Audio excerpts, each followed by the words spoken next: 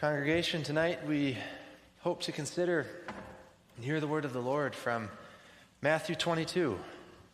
It's a parable, the parable of the great wedding feast. And I'd like to say a few points of introduction about parables in general.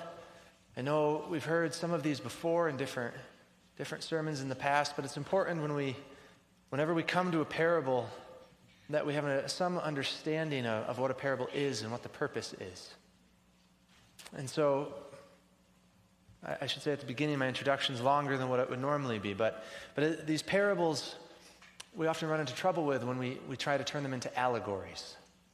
An allegory is something like Pilgrim's Progress, where every person, every event, every scene has a meaning that relates to reality. And so in Pilgrim's Progress, every person, every conversation, every event has a corresponding point in reality. But parables really aren't like that. Parables are more like a long metaphor. They usually have a main point, sometimes a couple of main points. And it's in light of those main points we have to understand the parable.